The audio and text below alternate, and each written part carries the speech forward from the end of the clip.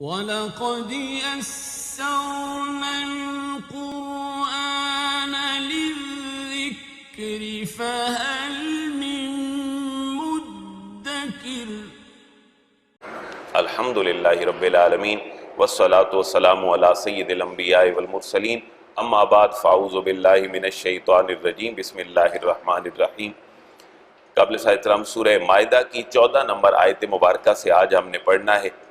سورت اپنے مزاج کے اعتبار سے مدنی ہے، اور آج کی آیت مبارکہ کو سمجھنے کے لیے اگر کوئی ایسا دوست جو ہمارے اس سورت کے سابقہ کسی درس میں شریک نہیں ہو سکا، اس کے لیے میں تمہیدی ایک دو کلمات عرض کر دوں کہ مدنی صورتیں قرآن کی جتنی بھی ہیں وہ دو چیزوں کے گرد گھومتی ہیں۔ ایک تو ہے اسلام کا بطور نظام ہونا، وہ سیاسی بھی ہو سکتا ہے، معاشی بھی ہو سکتا ہے، معاشرتی بھی ہو سکتا ہے۔ دوسرا، مدنی صورتوں کے اندر اہل کتاب کا اللہ نے ذکر فرمایا ہے، ان کے عقائد کا ذکر فرمایا ہے، جس کے پیش نظر دو وجوہات ہیں۔ اہل کتاب کے عقائد اور عبادات کا تذکرہ اس لیے ہے کہ مسلمان مدنی زندگی میں اپنے بھرپور انٹریکشن کے ساتھ اہل کتاب کے ساتھ وابستہ ہے۔ اللہ مسلمانوں کی اصلاح بھی فرمانا چاہتا ہے مدنی صورتوں میں اہل کتاب کا ذکر کر کے، اور اہل کتاب کے برے عقائد اور جھوٹے عقائد کے بیان کے بعد اللہ ان کو صحیح عقائد کی طرف بھی لانا چاہتا ہے۔ لہذا یہ دونوں باتیں پیش نظر ہیں کہ اے امت مسلمہ، جس اٹھان کی طرف اب تم جا رہے ہو، اس سے پہلے یہ عروج کا وقت اہل کتاب کے اوپر بھی تھا، لیکن انہوں نے اللہ کی نافرمانیاں کی تو یہ اللہ کے غضب کا شکار ہوئے۔ کل ہم نے اہل کتاب میں یہودیوں کے معاملات پڑھے کہ جب انہوں نے عہد شکنی کی تو اللہ فرما رہا ہے ہم نے ان کے اوپر لعنت بھی کی اور ان کے دلوں کو بھی سخت کر دیا۔ اب یہ میرے اور آپ کے لیے ایک بہت بڑی وعید بھی ہے اور ایک مثال بھی ہے کہ اگر اللہ کی نافرمانی کی جائے تو کم از کم دو اس کے عذاب ضرور ہوتے ہیں کہ اللہ لعنت بھی فرماتا ہے اور اللہ انسان کے دل کو سخت بھی فرما دیتا ہے۔ اب یہ دونوں وجوہات پیش نظر تھی۔ آج ہم بیماری پڑھیں گے نصارہ کی، کرسچینٹی کی، عیسائیوں کی اور ان کے برے عقائد کی، اور ایک بڑی کمال مثال اللہ نے عطا فرمائی ہے اسی آیت مبارکہ کے اندر، یہ ترجمے کے اندر میں انشاءاللہ ذکر کرتا ہوں۔ وَمِنَ الَّذِينَ قَالُوا إِنَّا نَصَارَىٰ أَخَذْنَا مِيثَاقَهُمْ فَنَسُوا حَظًّا مِّمَّا ذُكِّرُوا بِهِ فَأَغْرَيْنَا بَيْنَهُمُ الْعَدَاوَةَ وَالْبَغْضَاءَ إِلَىٰ يَوْمِ الْقِيَامَةِ وَسَوْفَ يُنَبِّئُهُمُ اللَّهُ بِمَا كَانُوا يَصْنَعُونَ۔ یہ 14 نمبر آیت مبارکہ ہے۔ وَمِنَ الَّذِينَ قَالُوا، واو کا معنی اور من کا معنی سے، الذین ان لوگوں میں سے، قالوا جنہوں نے کہا، انا نصارا ہم تو نصارہ ہیں۔ اب یہ نصارہ ناصریہ بستی کی مناسبت سے بھی ہے کیونکہ حضرت عیسیٰ اور آپ کے ماننے والوں کا تعلق اس بستی کے ساتھ تھا، اور نصارہ کو یعنی عیسائیوں کو نصارہ کہنے کی ایک وجہ یہ بھی ہے کہ نصر ینصر کا معنی ہوتا ہے مدد کرنا، اور یہ حضرت عیسیٰ کے مددگار تھے جو آپ پر ایمان لائے، اس وجہ سے ان کو نصارہ کہا جاتا ہے۔ جس طرح اللہ کے حبیب کی ہجرت کے بعد مدد کرنے والوں کو انصار کہا جاتا ہے، اور جو حضور کے ساتھ ہجرت فرما کر گئے ان کے لیے مہاجرین، تو وہاں انصار کا لفظ ہے جو قرآن کے اندر بھی ہے، مہاجرین کا لفظ بھی ہے جو قرآن کے اندر ہے۔ تو حضرت عیسیٰ کے ماننے والوں کو حواری بھی کہا جاتا ہے اور نصارہ بھی کہا جاتا ہے۔ تو نصارہ کے پیچھے دو لغت ہیں، نصارہ مدد سے نکلا ہے یا نصارہ اپنے جغرافیے میں کسی مقام سے نکلا ہے، دونوں مفہوم اس نسبت کے ساتھ ہیں۔ اور ان لوگوں میں سے جنہوں نے کہا ہم نصرانی ہیں، اخذنا میثاقہم، اللہ ارشاد فرماتا ہے اخذنا ہم نے لیا تھا، میثاقہم ان سے بھی پختہ وعدہ۔ پہلے تھا اہل کتاب میں سے یہودیوں کا پختہ وعدہ کہ تمہارے بعد ایک نبی آئے گا جس نبی کی تم نے اطاعت بھی کرنی ہے، اور توحید و رسالت کا بھی وعدہ تھا۔ اللہ فرما رہے ہم نے عیسائیوں سے بھی اسی طرح وعدہ لیا، لیکن ہوا کیا، فَنَسُوا حَظًّا مِّمَّا ذُكِّرُوا بِهِ، یہی جملہ کل یہودیوں کے لیے بھی تھا، لیکن وعدہ تو انہوں نے کر لیا، لیکن فَنَسُوا فا کا معنی بس، نسو بھول گئے، اسی سے نکلا ہے نسیان۔ نسیان کی بیماری یہ ہے کہ انسان بولتے بولتے بھول جائے کہ میں نے بولنا کیا تھا، اور انسان کی میموری میں سے چیزیں غائب ہو جائیں، اس کو اسی وجہ سے نسیان کہتے ہیں، وہ عربی زبان کا لفظ ہے۔ فَنَسُوا پس انہوں نے بھلا دیا، حَظًّا ایک بہت بڑا حصہ، مِمَّا ذُكِّرُوا بِهِ اس میں سے جس کے ساتھ ان کو نصیحت کی گئی تھی۔ میں نے کل بھی قرآن کی بات عرض کی تھی، آج بھی کر رہا ہوں، اللہ نے ہمیں بھی تو وعدہ دے کر قرآن دیا ہے، لیکن امت اگر اس کے مطابق اپنا نظام حیات مرتب نہیں کرتی قانونی طور پر، تو پھر ہم نے بھی اس کے کثیر حصے کو بلا دیا، اور حفظ کر کے بلانے کا یہاں تذکرہ نہیں ہے، بلکہ اللہ نے جو پیغام ہدایت ہمیں دیا ہے اگر ہم اس کو فالو نہیں کرتے اور باقاعدہ قانونی لحاظ سے، لا کے لحاظ سے امپلیمنٹ نہیں کرتے، تو سمجھے ہم نے بھی اس میں سے حصہ اس کا بلا دیا ہے۔ فَأَغْرَيْنَا بَيْنَهُمُ الْعَدَاوَةَ وَالْبَغْضَاءَ إِلَى يَوْمِ الْقِيَامَةِ۔ اب یہاں دیکھیں مسلکی بنیادوں پر ہمارے اندر نفرتیں کیوں ہیں اور معاشرے کے لوگوں کے اندر نفرتیں کیوں ہیں، اس کا اللہ نے یہاں ایک سبب بیان کیا ہے۔ اللہ فرما رہا ہے میں نے جو تمہیں دیا تھا تم نے تو اس کو بھلا دیا، اس کو بلانے کے بعد میں نے تمہارے اندر عداوت بھی ڈال دی اور بغض بھی ڈال دی، تو شاید ہم جب ڈی ٹریک ہوئے ہیں تو پھر ہمارے اندر عداوت بھی آ گئی ہے اور ہمارے اندر بغض بھی آ گیا۔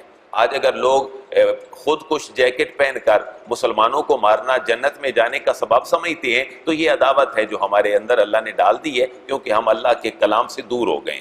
فَأَغْرَيْنَا بَيْنَهُمُ الْعَدَاوَةَ، یہ جو فا ہے یہ نتیجے کے طور پر لائی گئی ہے، تم نے بھلایا جو ہم نے نازل کیا تو رزلٹ کیا نکلا؟ فَأَغْرَيْنَا، فا کا معنی پس، اغرینا ہم نے بھڑکا دی، اغرینا ہم نے بھڑکا دی، بینہم ان کے درمیان، یعنی عیسائیوں کے درمیان ہم نے بھڑکا دی، العداوت عداوت، دشمنی، والبغضاء اور بغض، بغض کی آگ، دشمنی اور عداوت کی آگ ہم نے ان کے درمیان بھڑکا دی، اور یہ کب تک بھڑکتی رہے گی؟ الی یوم القیامہ، قیامت کے دن تک۔ اب ریزن ہمیں پتہ چل گئی کہ لوگوں کے اندر دشمنیاں کب پیدا ہوتی ہیں، لوگوں کے اندر بغض اور نفرتیں کب پیدا ہوتی ہیں۔ اللہ کا کلام یہ کہہ رہا ہے جب میرے پیغام کو تم بھلا دو گے تو تمہارے اندر عداوت آ جائے۔ آج دیکھیں مسلمان کی ممالک کی خارجہ پالیسی ایک جیسی نہیں ہے، اللہ کا کلام ایک جیسا ہے، اللہ کا نبی ایک جیسا ہے، اور ان کے خیر اور شر کے معاملات ایک جیسے ہیں۔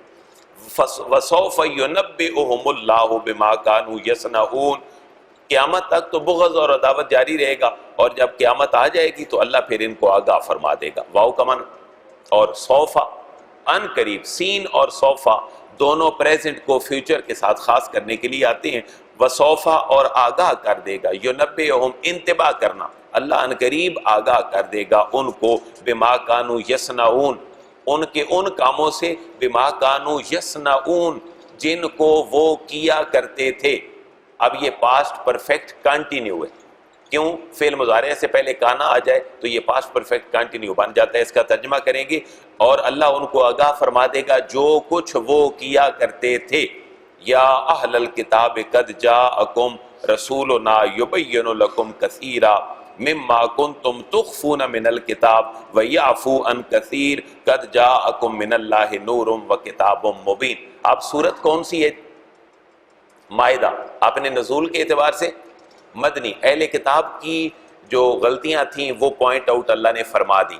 اب ان غلطیوں کے پوائنٹ آؤٹ کرنے کے بعد ایک سمبولک پرسنالٹی کا ایک وہ امبریلا دیا جا رہا ہے کہ اگر تم مایوس ہو چکے ہو، عداوت آ گئی ہے، بغض آ گیا ہے، تو اب ایک شخصیت میں نے بھیجی ہے اپنے رسول مکرم کی، ان کے ساتھ وابستہ ہو جاؤ، کیونکہ مکے میں چیلنج تھا کافروں اور مشرکوں کا، اور مدینے کی زندگی میں چیلنج تھے اہل کتاب، نہ خود ہدایت کی طرف آتے تھے نہ دوسروں کو آنے دیتے تھے۔ حتیٰ کہ مسلمان جب غزوہ خندق میں باہر نکلے تو اہل کتاب میں سے یہودیوں نے مسلمانوں کے بچوں اور عورتوں کے ساتھ وعدہ خلافی کی، وہاں سے اللہ کے حبیب نے ان کو بدر کیا، اور یہ مدینہ بدر ہوئے یہودی، اور وہاں سے پھر جا کر یہ آباد ہوئے خیبر میں، اور خیبر سے پھر نکلے اور سرگرداں پھرتے رہے۔ یا اہل الکتاب، یا اہل الکتاب، اے اہل کتاب، قد جاءکم تحقیق آ گیا ہے، جاءکم تمہارے پاس آ گیا ہے، رسولنا ہمارا رسول۔ اب پچھلی باتیں ختم،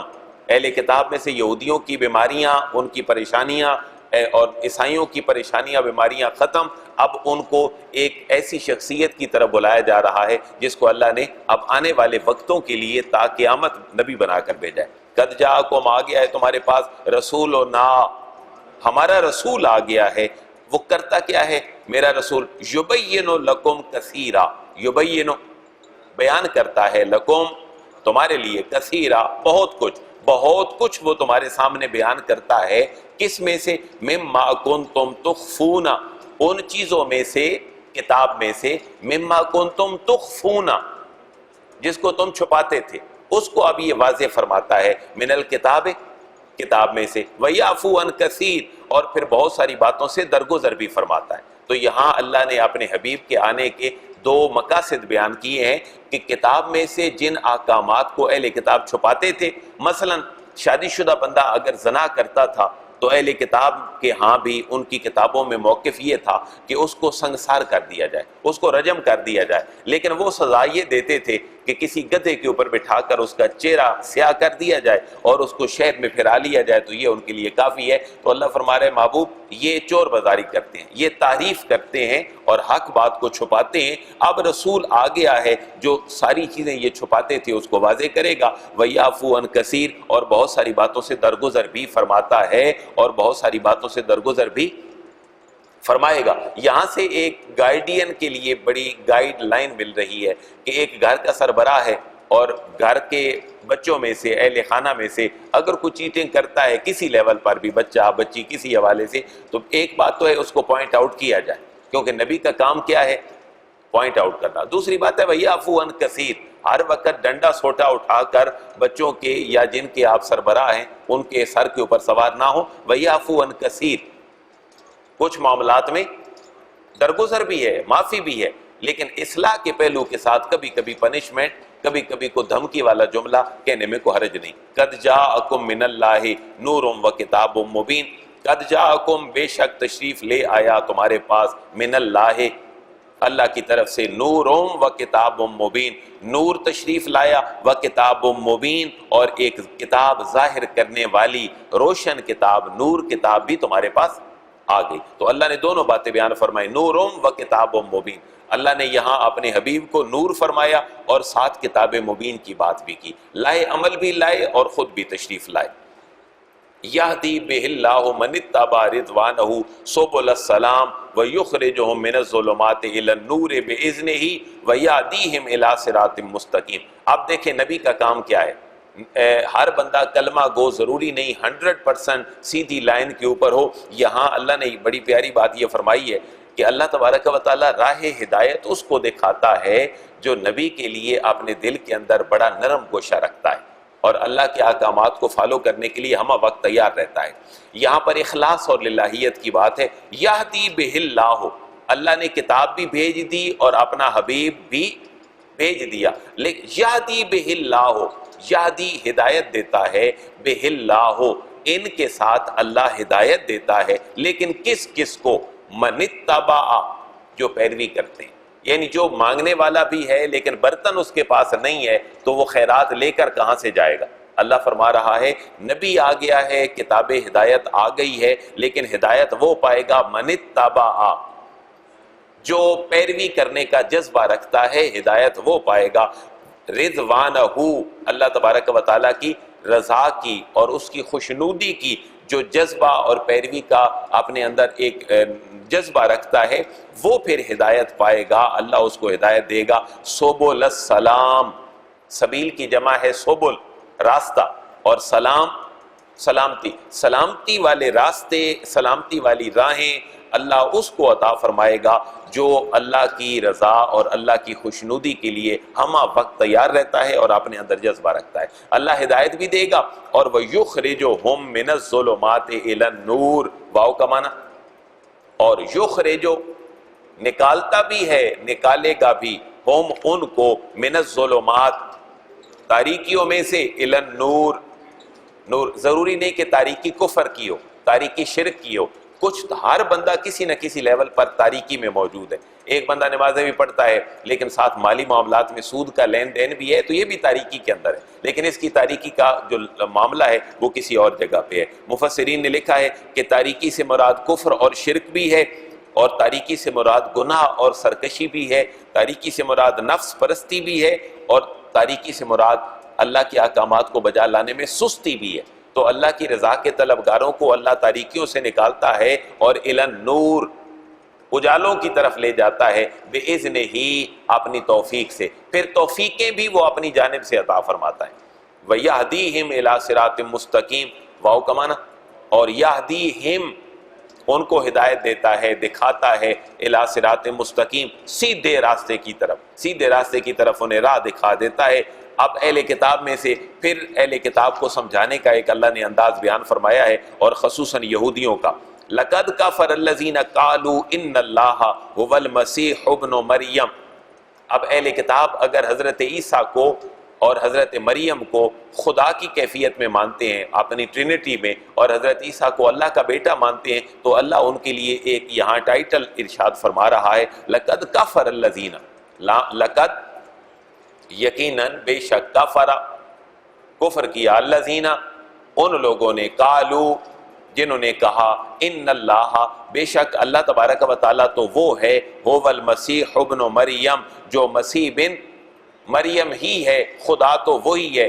تو اللہ مثال دے کے ارشاد فرماتا ہے، بھئی اگر اللہ مریم کو بھی ہلاک کر دے اور مریم کے بیٹے جناب عیسیٰ کو بھی ہلاک کر دے تو تم ان کو خدا کہتے ہو، ان کو بچانے والا پھر کون ہوگا؟ تو اللہ فرما رہا ہے جو ان کو بچانے والا ہے وہ خدا ہے، وہ تمہارا اللہ اور رب ہے، یہ تمہارے حضرت مریم، حضرت عیسیٰ اور جبریل امین یہ تمہارے خدا نہیں ہو سکتے۔ کل محبوب فرما دیجئے، فَمَن يَمْلِكُ مِنَ اللَّهِ شَيْئًا، فا کا معنی پاس، یہ انٹیروگیٹو سینس ہے، من یملکو کون ملکیت رکھتا ہے، کون قدرت رکھتا ہے، من اللہ اللہ کے حکم میں سے، شیئا کسی اس چیز کی، کہ ان ارادہ ان یہلک المسیح ابن مریم، ان اگر ارادہ کر لے اللہ تبارک و تعالی، ان یہلک کہ وہ ہلاک کر دے، المسیح ابن مریم مسیح ابن مریم کو اگر اللہ ہلاک کرنے کا، موت دینے کا ارادہ فرما دے، وَأُمَّهُ اور ان کی ماں کو بھی اللہ ہلاک کرنے کا ارادہ فرما لے، وَمَنْ فِي الْأَرْضِ جَمِيعًا اور جو کچھ زمین میں ہے اس سب کو اللہ ہلاک کرنے کا ارادہ فرما دے، تو اللہ فرما رہا ہے پھر ان سے پوچھو کون ایسی قدرت رکھتا ہے جو اس مشیت اور حکم کے آگے آڑ بنے گا اور مسیح کو، مسیح کی والدہ کو اور پوری کائنات کے لوگوں کو ہلاکت سے بچا لے گا۔ اگر کوئی نہیں بچا سکتا تو پھر جو موت دے رہا ہے وہی تو سب سے بڑا قادر ہے، یا جو بچا رہا ہے وہ سب سے بڑا قادر ہے۔ وَلِلَّهِ مُلْكُ السَّمَاوَاتِ وَالْأَرْضِ واو کا معنی، اور للہ اللہ تبارک و تعالیٰ کے لیے ہے ملک السماوات آسمانوں کی بادشاہی، آسمانوں کی سلطنت، والارض اور زمین کی ساری سلطنتیں کس کے لیے ہیں؟ اللہ کے لیے ہیں۔ ذرا اندازہ فرمائیں کسی بندے کا 10 مرلے کا 10 کنال کا مکان ہو، اس کے سارے نوکر چاکر، ساری کیفیتیں وہاں موجود ہوں، لیکن گھر کے مالک کی گھر کے نوکر بات نہ مانے، تو بتائیں میرا اور آپ کا ریئیکشن کیا ہوگا؟ تنخواہیں بھی ان کو ملتی ہیں اور ان کی ساری ضروریات بھی پوری ہوتی ہیں، لیکن مالک کی بات کو فالو نہیں کرتے۔ مالک ڈرائیور کو کہتا ہے بھائی یہ کام تم نے اتنے وقت میں کر کے لانا ہے، ڈرائیور کر کے نہیں لاتا۔ جو کھانا پکانے والا ہے وقت پہ کھانا نہیں پکاتا، مالی اپنے کام نہیں کرتے، ڈرائیور بچوں کو وقت پہ سکول میں چھوڑتا نہیں ہے، تنخواہیں مل رہی ہیں، سارا کچھ مل رہا ہے۔ مجھے بتائیں گھر کے سربراہ کا ریئیکشن کیا ہوگا؟ لیکن اللہ کی برداشت دیکھیں کہ اللہ فرما رہا ہے وَلِلَّهِ مُلْكُ السَّمَاوَاتِ وَالْأَرْضِ، یہ ساری زمین جس کے اوپر تم چلتے پھرتے ہو یہ ساری کس کی ہے؟ اللہ کی ہے۔ لیکن اللہ تمہاری نافرمانیوں کے باوجود بھی تمہیں برداشت کر رہا ہے، پھر یہ ساری مملکت اور بادشاہیاں تو اس کی ہیں۔ وَلِلَّهِ مُلْكُ السَّمَاوَاتِ وَالْأَرْضِ وَمَا بَيْنَهُمَا زمین و آسمان بھی اس کے ہیں اور زمین و آسمان کے درمیان جو کچھ ہے وہ بھی اسی کا ہے۔ يَخْلُقُ مَا يَشَاءُ يَخْلُقُ وہ پیدا کرتا ہے، ما یشاء جو چاہتا ہے، جس کو چاہتا ہے وہ پیدا فرماتا ہے۔ واللہ علی کل شیء قدیر اور اللہ تبارک و تعالی ہر چیز پر اپنی پوری قدرت رکھنے والا ہے۔ بادشاہ وقت اور حکمران وقت بھی اگر موسیٰ کلیم اللہ جیسے بچے کی پرورش پہ خلاف ہو جائے اور سارے وسائل بھی بروئے کار لے آئے تو اللہ فرما رہا ہے میں اس کو بھی بچا کر اس کے گھر کے اندر پرورش کر کے اس کی سلطنت کے زوال کا سبب بنا سکتا ہوں۔ لہذا قدرت خالق کی اتنی بڑی ہے۔ وقالت الیہود والنصارى پہلے عیسائیوں نے کہا کہ مسیح ابن مریم اللہ ہیں، اللہ نے رد کر دیا۔ اب اللہ فرما رہے وقالت الیہود والنصارى یہ گٹھ جوڑ بھی کر لیتے ہیں آپس میں۔ آپ اندازہ کریں آج پوری دنیا کے حالات کو، یہودی اور عیسائی ایک دوسرے کے نبیوں کے احترام کے لیے تیار نہیں ہیں۔ یہودی کہتے ہیں حضرت عیسیٰ کی والدہ انہوں نے کسی یوسف نامی بندے کے ساتھ معاشقہ رچایا اور پھر حضرت عیسیٰ وہاں سے پیدا ہوئے. اور عیسائی جو ہے ان کی اور یہودیوں کی آپس میں جو ڈفرینس آف اوپینین ہے وہ اس لیول کا ہے کہ یہودی حضرت عیسیٰ اور آپ کی ماں پہ ایلیگیشن لگاتے ہیں کہ وہ معاذ اللہ انسانیت کے درجے سے بھی نیچے گرا دیتے ہیں، لیکن جب میری اور آپ کی اور مسلمانوں کی مخالفت کی بات ہے تو کہاں کھڑے ہوتے ہیں؟ ایک جگہ پہ کھڑے ہوتے ہیں. اللہ دونوں کی برائی کو رد کر رہا ہے. وقالت الیہود والنصارى، کبھی کبھی یہ اکٹھے بھی ہو جاتے ہیں. واو کا معنی او، قالت کہا الیہود یہود نے، والنصارى اور نصارہ یعنی عیسائیوں نے کیا کہا؟ نحن ابناء اللہ، نحن ہم ابناء اللہ، ہم اللہ کے بیٹے ہیں، اللہ کے پتر ہیں. وَأَحِبَّاؤُهُ اور اس کے بڑے پیارے ہیں، اس کے بڑے محبوب ہیں. اللہ فرما رہا ہے اگر تم پیارے ہو اور اللہ کے بیٹے ہو تو پھر اللہ تمہیں عذاب میں کیوں مبتلا کرتا ہے؟ پھر اللہ تمہیں اپنے غضب کا شکار کیوں کرتا ہے؟ قُلْ فَلِمَ يُعَذِّبُكُمْ بِذُنُوبِكُمْ، قُلْ محبوب آپ فرما دیجئے ان کو اگر تم سچے ہو تو فَلِمَ يُعَذِّبُكُمْ، کیوں وہ تمہیں عذاب دیتا ہے؟ بِذُنُوبِكُمْ، تمہارے گناہوں کی پاداش میں وہ تمہیں عذاب پھر کیوں دیتا ہے؟ اللہ فرما رہے تم اللہ کے بیٹے نہیں ہو، اللہ کے محبوب بھی کوئی نہیں ہو، بلکہ تمہارا سٹیٹس کیا ہے؟ بل انتم بشر ممن خلق، بل کا معنی بلکہ انتم تم سارے کے سارے ہو، بشر عام انسان ہو اللہ کی نگاہ میں، ممن خلق اس کی مخلوق میں سے جس کو اس نے پیدا فرمایا ہے. یغفر لمن یشاء بخش دیتا ہے جسے چاہتا ہے، ویعذب من یشاء اور عذاب دیتا ہے جس کو چاہتا ہے. وَلِلَّهِ مُلْكُ السَّمَاوَاتِ وَالْأَرْضِ وَمَا بَيْنَهُمَا، یہ دوسری دفعہ جملہ ابھی آ رہا ہے متصل. وَلِلَّهِ اور اللہ کے لیے ہی ہے، ملک السماوات آسمانوں کی بادشاہی، والارض اور زمین کی بادشاہی. اس کی قدرت ہے کہ وہ پتھروں کی بارش بھی نازل کر دے، اس کی قدرت ہے کہ وہ تیروں کی بارش بھی آسمان سے نازل کر دے، لیکن وہ برداشت میں ہے. وما بینہما جو کوئی زمین و آسمان کے درمیان ہے، وإلیہ المصیر اور اسی کی طرف سب نے لوٹ کر جانا ہے. حضرت موسیٰ کے ذکر سے پہلے یہ تقریباً 3 لائنوں پہ مشتمل ایک آیت مبارکہ ہے. اللہ نے اس میں بھی اپنے رسول کے سٹیٹس کو بیان کیا ہے. اب اسلوب بڑا پیارا رہا ہے. یہودیوں کی بات تو پھر اللہ نے فرمایا بات کر کے اپنے نبی کی آمد کا تذکرہ، پھر عیسائیوں کی بات، پھر نبی کی آمد کا تذکرہ. اب ہے دونوں کی اکٹھی بات اور نبی کی آمد کا تذکرہ. یہ ذرا دیکھیں. یا اہل الکتاب، اے اہل کتاب، قد جاءکم، یہ ترجمہ اب آپ نے خود کرنا ہے، پوری 3 لائنوں کا کوئی نیا لفظ نہیں ہے. قد جاءکم تحقیق آ چکا ہے تمہارے پاس، رسولنا ہمارا رسول. کرتا کیا ہے؟ اس کی شان کیا ہے؟ یبین لکم، وہ تمہارے لیے بیان کرتا ہے، صاف صاف بیان کرتا ہے. علی فترۃ من الرسل، علی کا معنی پر، فترۃ من الرسل یہ جو رسولوں کے آنے کی مدت کا بند ہونا ہے. فترت کہتے ہیں ایسے زمانے کو جہاں پر سٹاپ ہو جائے. حضرت عیسیٰ سے لے کر حضور کا جو زمانہ ہے یہ تقریباً 570-71 سالوں پہ مشتمل ہے. اس کو فترت کا زمانہ کہتے ہیں. فترت کا زمانہ ہے جہاں احکامات نہیں آ رہے. اللہ کے حبیب کے اوپر جب پہلی وحی نازل اتری غار حرا میں تو چند دنوں کے لیے، تھوڑے عرصے کے لیے، مختلف روایات ہیں کہ کتنے دن تھے، مہینے تھے، ان میں اللہ کے حبیب کے اوپر وحی نازل نہیں ہوئی. تو پھر کفار نے یہ اعتراض کرنا شروع کر دیا کہ یہ کیسا خدا ہے معاذ اللہ محمد کا کہ پہلے آتا تھا اقرا بسم ربک الذی، اب مہینے ہو گئے تو وحی نہیں اتری. تو پھر اللہ نے وحی نازل فرمائی والضحیٰ واللیل اذا سجا ما ودعک ربک وما قلی. محبوب آپ کو اللہ نے چھوڑا نہیں ہے، بس کسی حکمت کی وجہ سے وحی رک گئی ہے. یہ جو وحی نہیں آ رہی اس زمانے کو کہتے ہیں فترت کا زمانہ. تو اللہ فرما رہے میرا رسول تمہارے پاس آ گیا ہے، بیان کرتا ہے تمہارے لیے احکام الہی، بعد اس کے کہ رسولوں کا آنا مدتوں بند رہا تھا. وہ مدت کتنے سال تھی؟ تقریباً 570 سال، جب حضرت عیسیٰ کے بعد حضور تشریف نہیں لائے. علی فترۃ من الرسل، اب رسول آ گیا ہے احکام الہی بیان کرنے کے لیے، اور جو فترت کا زمانہ تھا رسولوں کے بعد اس زمانے کے بعد آ گیا ہے. ان تقولوا ما جاءنا من بشیر ولا نذیر، کہ تم یہ نہ کہو کہ تمہارے پاس کوئی ڈرانے والا اور خوشخبری والا نہیں آیا تھا اس لیے ہم نے رسول کو بھیج دیا. ان تقولوا کہ تم یہ نہ کہو ما جاءنا کہ ہمارے پاس نہیں آیا، من بشیر ولا نذیر، من کا معنی سے بشیر خوشخبری سنانے والا، ولا نذیر اور نہ ہی ڈرانے والا۔ تو یہ جو ڈرانا اور خوشخبری سنانا ہے یہ انسان کی تربیت اور موٹیویشنل سٹیپس میں ہے۔ ضروری نہیں کہ ہر بات کی خوشخبری سنا کر اصلاح کی جائے، کہیں کو ڈراوا دھمکاوا بھی ہو تو قرآن اس کی اجازت دے رہا ہے۔ فقط جاءکم نذیر، بس اب آ گیا ہے تمہارے پاس بشیر بھی اور نذیر بھی، واللہ علی کل شیء قدیر، اور اللہ تبارک و تعالی ہر چیز پر اپنی پوری قدرت اور پوری دسترس رکھنے والا ہے۔ تو یہ سورہ مبارکہ مائدہ ہے، مدنی ہے، دونوں احکامات چلتے رہیں گے، مسلمانوں کی لیگل ورسز اور آیات بھی،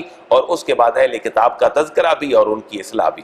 کل انشاءاللہ اگلے سیشن میں، نیکسٹ سیشن میں ہم انشاءاللہ 20 نمبر آیت مبارکہ سے شروع کریں گے۔ یہ بھی اہل کتاب کا تذکرہ ہے اور حضرت موسیٰ علیہ السلام کے تذکرے سے ہماری بات شروع ہوگی۔ اللہ تعالی ہمیں سمجھ کی اور عمل کی توفیق نصیب فرمائے۔